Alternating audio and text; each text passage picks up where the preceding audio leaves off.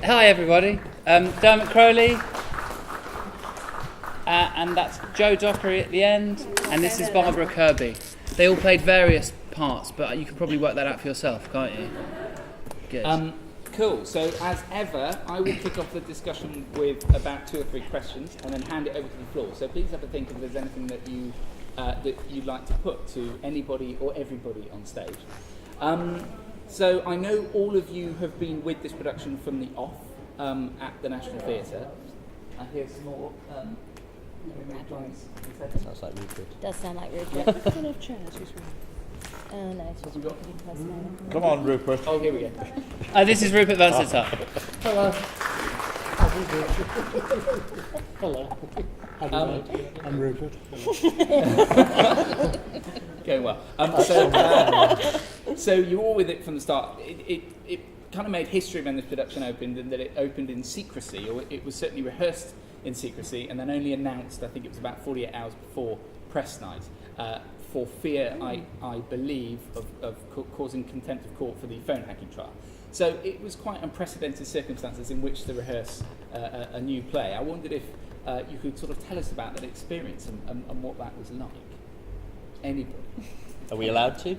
Now the embargo is lifted. Yeah.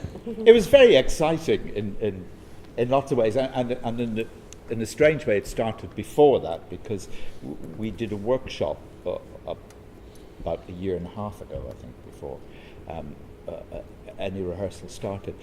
But it was a sort of, one lived a secret life for weeks on end, and you couldn't tell your friends quite what you were doing, because rumours spread like wildfire.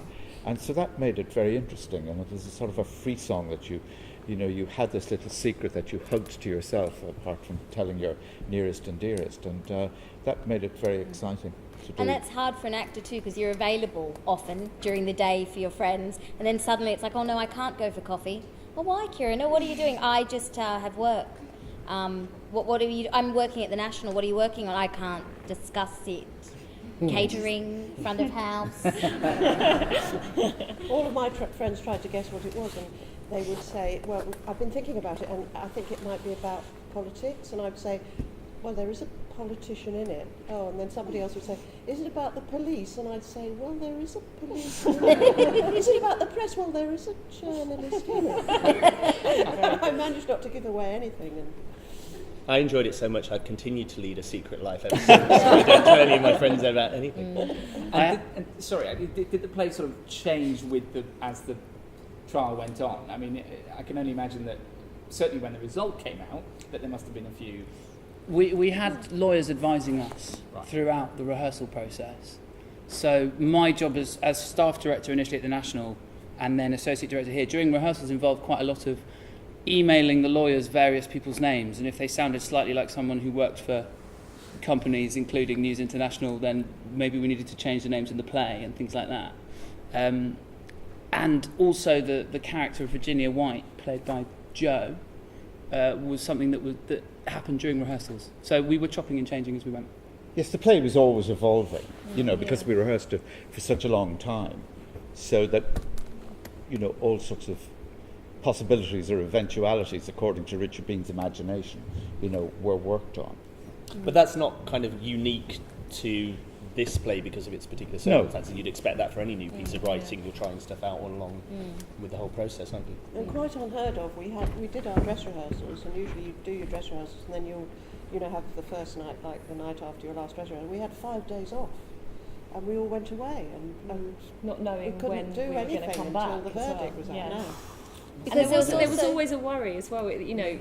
Actors like to over-dramatise things, but are we ever going to do it? That was as well. And I know too that at some point there was a concern. I think that Nick was aware of it, of over-rehearsing as well. Should there never be a verdict?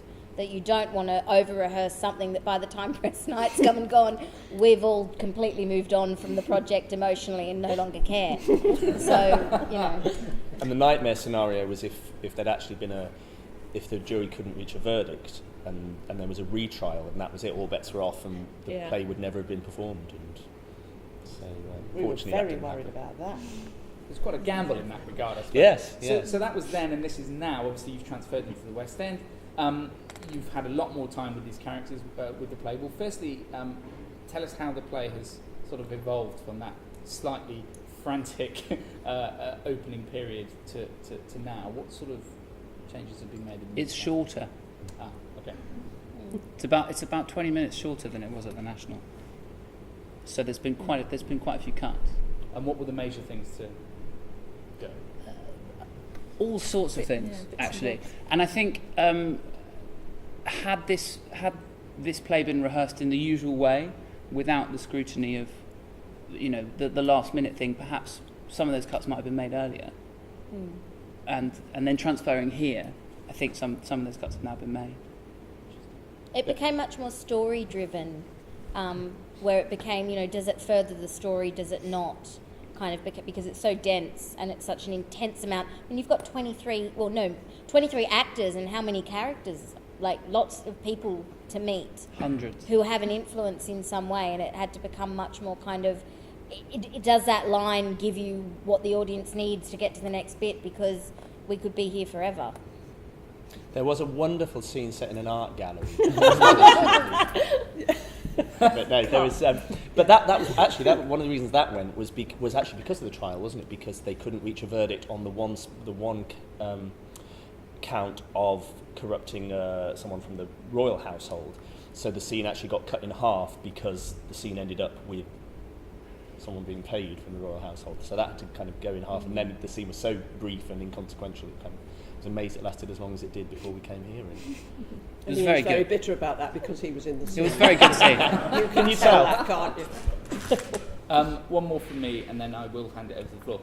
The play obviously explores a broad range of themes. I mean, it really is a state of the nation play, probably about as literally as you can take that phrase. Do you think there is another side? Do you think there is any defence for the tabloid journalism as represented by the new press?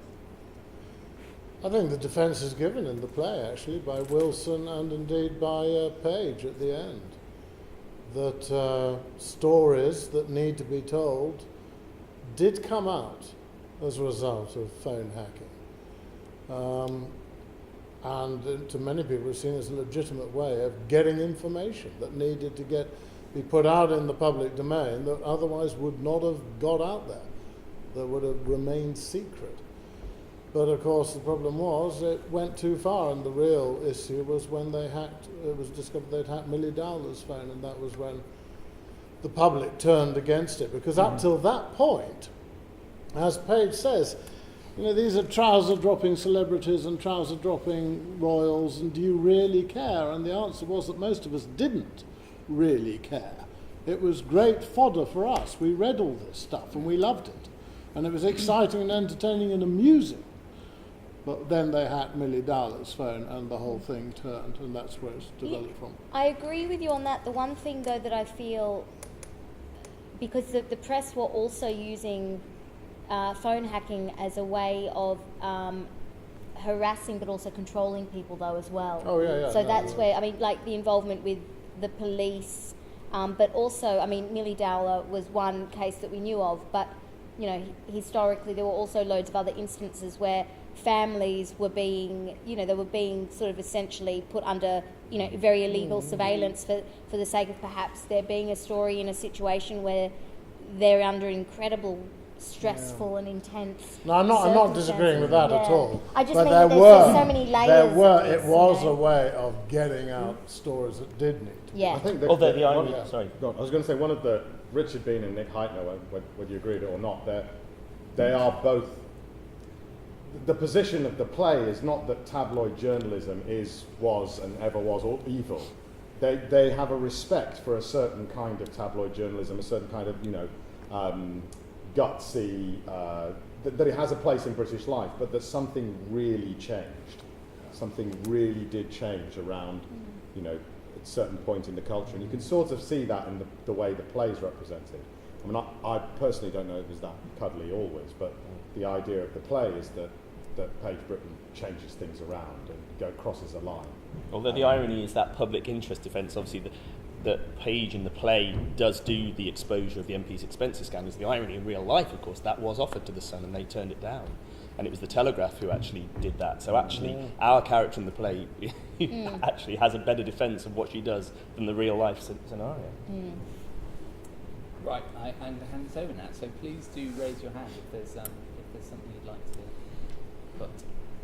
Yes. Yeah, because of the topic, have you had any complaints from anybody who think they might be being portrayed unfairly or recognised? We haven't, but we had a great solution, which was that if anybody said that, we would very kindly offer to put a slip in the programme that said that this character bears no resemblance and is in no way based on this person. And then how could there possibly be any mistake?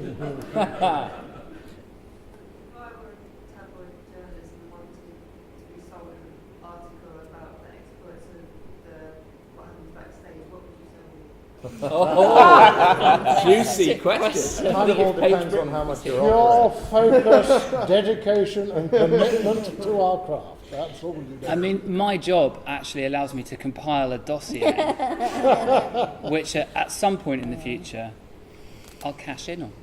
There's some We really actually criminal have an portmanteaus. extremely jolly time We backstage. do. And Oh, she doesn't want to hear that. we have a very, very jolly time. And if you could see us just a few feet away from the back of the stage, you would think, well, they're supposed to be working. We're all having great fun, yeah. We invent a lot more, we invent quite a few more English words, or Joe does. Orky Momo, you can have that. Did you mind me sharing that with them? No, I don't mind. Well, like the tabloid press, we just invent new words, like nutrice. Yeah, we do. We used to have a really good moment that the footage has been moved now, the rap, your rap.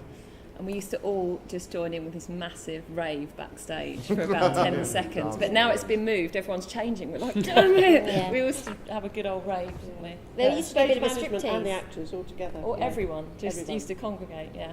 It's great. I Best bit of the didn't show. know that. That's it. That's a great question. Any more? I do want to ask actually about the transition from the actress playing Paige Britton, because of course I did see the show at the National, and it strikes me that they are two very different portrayals. Billie Piper, from memory, played it much well, she was much posher from the off, whereas with Lucy, it seems that she's kind of going in a slightly more sort of Essex girl, coming in and then reinventing herself. Is that fair, do you think? Yes, yeah, absolutely. I mean, I rehearsed with Lucy and Ben Mansfield, who took over from Ollie Chris, for 3 weeks, 2.5, 3 weeks, whilst the show was happening at the National. So all of these guys were working double hard, rehearsing in the afternoons with us, with a slightly different script from the script that they were then performing in the evening. I mean, every person will bring different choices to a part, and some of those choices are deliberate, and some of those choices are just natural and to do with the way that a person is already. I know that Lucy made a conscious choice to be a bit more Essex girl, and then in the moments when she's operating with, say, Pascal O'Leary or something, put on a kind of wholesome farm girl sort of posher approach. And there's hundreds of decisions like that to be made in rehearsing a play. And I personally really enjoyed that process of working within an existing structure, but there is space for an actor to bring their own choices. I think that's the quality of the writing, though, of that character.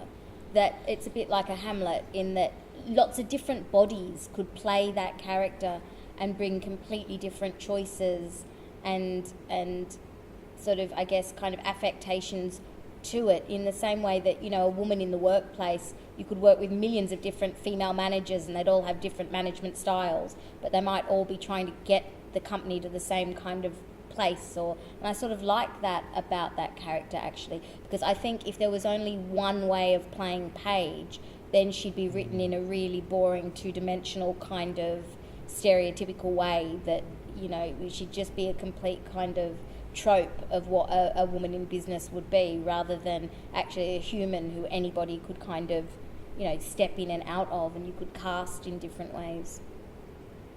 Did you do any site visits to newspaper offices or anything of that nature?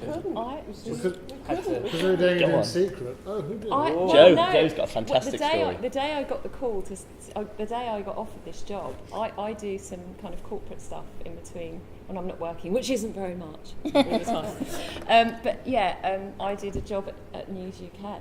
I do quite a few, and I've done one recently actually because I just wanted to go back, knowing all that I knew. But the day I got the call about this job, I was there. Wow. Working there, and So they the told notepad me came out. yeah, and they did tell me some interesting things. One of which I'm sure I can share is that on floor 13 where I was working, apparently half of the floor of floor 13, when the hacking scandal came out, got turned into a courtroom, and they practiced day after day after day. Are you supposed to be saying this? That's all right. It's information they told me. Wow. Yeah. Very There you telling. go. Floor 13 as well. Cut that out. I know. Yeah. Oh, they Floor love of the it. They Judas. chat about it all the time there. Gosh. Yeah. I suppose the follow-on question is have journalists and politicians and police and I assume they have been in, whether they've made Yes. any contact Yeah. with you. The judge came, didn't he? The judge from the Yes, the trial. judge from the trial came. No. Yeah. What did he say? Yeah. Wow. Oh, he He didn't just say kept anything, himself he to just himself. come He and didn't go. say He anything. loved Miliband's been in. Really? Yep. All the hacked off group, Steve Coogan, Hugh Grant, Gemma Downing, Millie Downing's sister, Wow. Peter Jukes and Nick Davis, who have both written books about it and who live tweeted the trial, and Nick Davis, who was the original journalist who uncovered the scandal. Andrew Neil was here on Friday. Oh yeah. That was funny. I spotted him out front being photographed and thought, you've got a surprise coming up. We don't know, has Esther Ransom been in? Yeah. Has she? Mr. Ransom's been in. Yes. Wow. Oh dear, she'll Dare have we loved ask it. whether Rebecca Brooks has? Or... Well, you'd never know. No, you wouldn't She'd- know. Sorry, not that she's connected in any way. No. Well, She could- there was a moment where, when Robert Glenister was doing his Prime Minister's, aid thing, and the journalists up there at the National, the three journalists who asked him questions were in the auditorium, and Kelly, who plays one of the journalists, suddenly her heart fell to the floor because she just turned right, and at the end of the row there was someone who looked very much like Rebecca Brooks, but we don't know whether it was her. Cool. On that note, we must call an end to it. But a huge thank you to so many of the cast of this fantastic play for staying there, and to Alex as well, and to you guys. Thank you so much. Thank you. Thank you.